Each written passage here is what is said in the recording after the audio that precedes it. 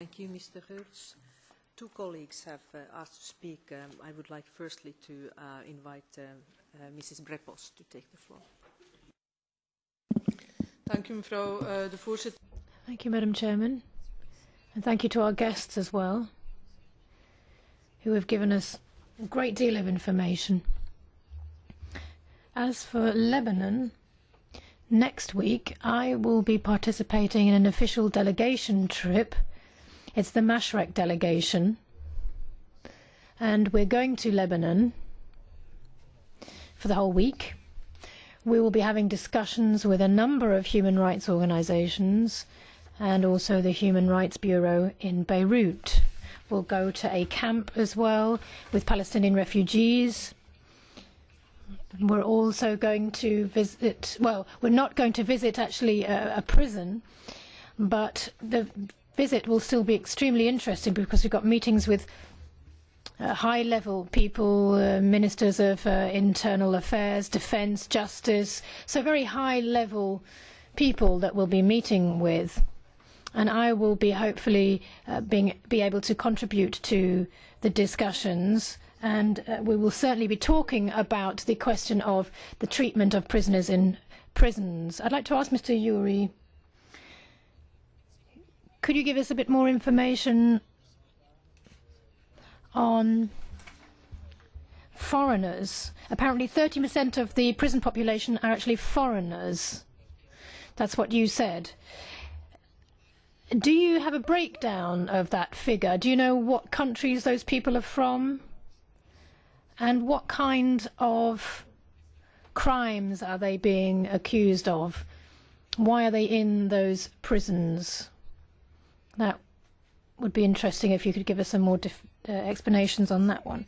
And then on Syria, there's been reference to the problem of political prisoners in Syria, especially the number of political prisoners that we don't really know. We don't know how many people we're talking about here. I've got a list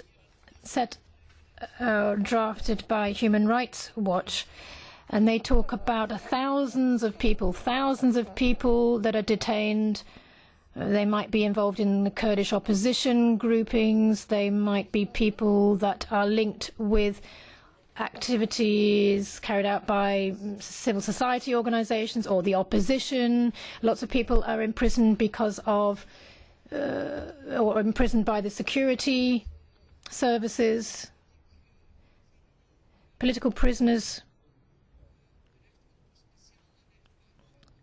are they actually tried by special courts and they don't actually enjoy the normal rights that one would if you're accused of a crime? Do you know any more information about that? It seems that they are special kinds of courts. And then on Mr. El Maleh, I would like to ask the Commission. Well, the Commission says, of course, that it's doing all it can. It's making the most of every opportunity it can to raise this case and other cases as well. You, Mr. El Maleh, well, your father has been in prison for more than a year now, and we hear the same kind of statements the whole time. And so I'd like to ask the Commission quite tangibly. I mean, I asked the Commission the same question a month ago, and it seems that their efforts seem to be not really leading anywhere. I wonder whether Baroness Ashton could possibly think about any other actions one might consider, because what's happening up to now has not led to any positive results, and I'm asking the Commission the same question. Thank you, Mrs. Brepols. I'm sure that you will get more detailed reports if you and answers if you decide to meet in Beirut, because I understand Mr. Huri, on behalf of Human Rights Watch, is based in Beirut, because we don't have much time for such detailed answers now, but some anyway. So, De Rossa, Chairman of the EU delegation to, how is it formulated now? Yes, yeah. Okay, thank you very much, Madam Chair. My contribution will be short. I just want to welcome the fact that you're having this hearing. But I want to ask the Commission in particular, bearing in mind that he said that there has been no progress in the situation in Syria, and yet the European Commission, the Commission is proceeding with a European neighbourhood agreement. How can you justify this? It's simply astonishing that, given the details we have heard here today about the way prisoners are taken into custody, how they're treated, disappeared essentially, how can you proceed with a neighbourhood agreement? Now, I understand the theory about establishing a regular dialogue, having human rights on the agenda and so on. But how is this going to be benchmarked? If this proceeds, how is this going to be benchmarked? At what point does the European Union say, look, we've tried this openness, we've tried to develop our relationship on the basis of the recognition and the maintenance of human rights by offering trade, etc., and it's not working, and therefore we're going to stop the agreement. At what point do you say that? First of all, why do you proceed with it when you say there has been no progress? And secondly, if it proceeds, when do you say no? When do you shout stop? Thank you. Thank you, Mr. De Rossa. Now, I would like to give the floor to Mr. Uri and Mr. El Maleh, and then back to Mr. Gjörst, but you have to be very brief because we have one more country to discuss today. Sure. Thank you very much for the questions. On the question of foreigners, actually, the number of non-Lebanese who are in jail is actually 35%. The 13% are foreigners who finished serving their sentence but are still in jail. Of these 35, 16% are Palestinians and Syrians, long-term residents of Lebanon, but then the remaining 19% are various nationalities. The biggest group include the Sudanese, and then we also have a large population amongst the female inmates of domestic workers coming from countries like Philippines, Sri Lanka, Ethiopia, Nepal.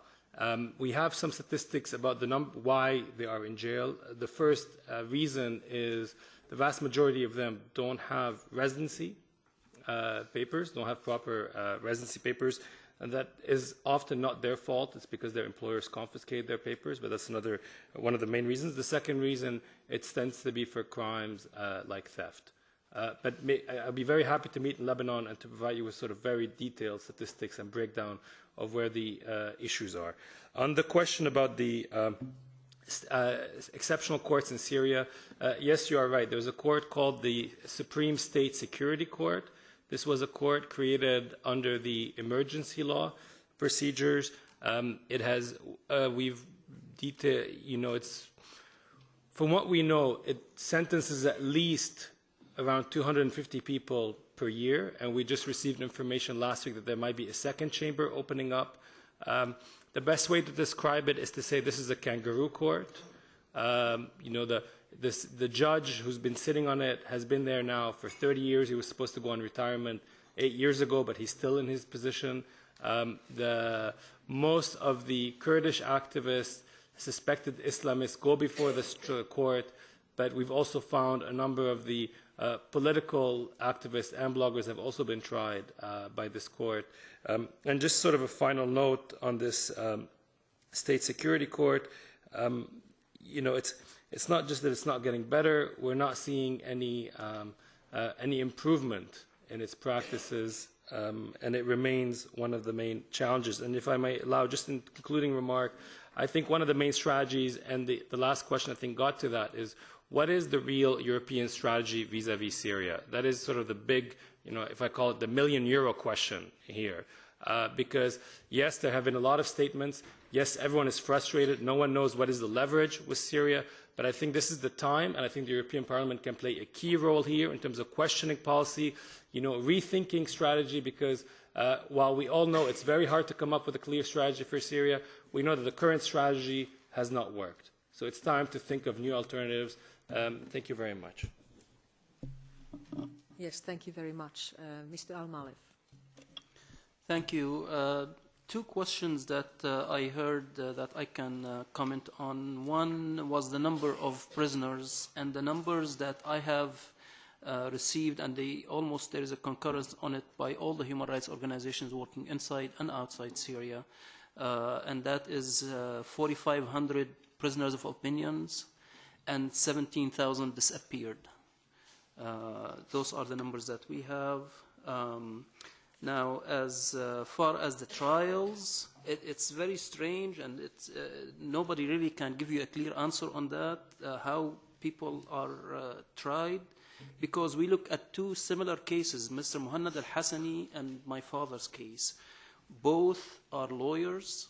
We are facing the same exact charge, which is spreading false news that could weaken the national morale, very broad, obviously. But one of them was tried in a military court, my father was, and Mr. Muhannad al-Hassani was tried in a regular court. Both received the same sentence, 3 years in prison. Why did they choose my father? This is the third time. My father never served in an army in his life. But this is the third time in the last 10 years he was tried in military court, in 2002, 2004, and now.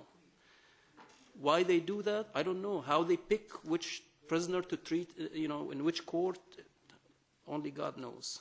But at the end, they all face the same sentences. They are predetermined sentences. We found out about the sentence of Muhannad al-Hassani before he was sentenced. The night before, we knew that the next day he would be sentenced for 3 years. This is how it works in Syria. Thank you. Thank you. Mr. Hertz. Thank you very much, Mrs. Chair, and thank you very much to the two Members of Parliament for their very sensible question, I must say. And the two questions are linked. It's mainly a question of leverage. How can we be more efficient, knowing that I already know the EU monopolized itself at the highest level, Mrs. Ashton, the European Parliament in its resolution of 9 September, in order to try to gain progress with Syria. With little short-term results, as we can see. So the debate about the association agreement has been going on for a long time, and it's a bit egg and a chicken debate. Shouldn't we have an association agreement because there is a lack of progress on human rights, or is there a lack of progress on human rights because we don't have an association agreement and hence tools and mechanisms, structures to engage? And the terms of the debate have been already put in the European Parliament, including in this room, and there are pros and cons in both approaches, I must recognize. I will just quote the resolution of the European Parliament of 9 September, which in its point 7, the Parliament says, Parliament sees the prospect of signing the association agreement as offering a significant opportunity for addressing ongoing human rights violations and strengthening the reform process in Syria.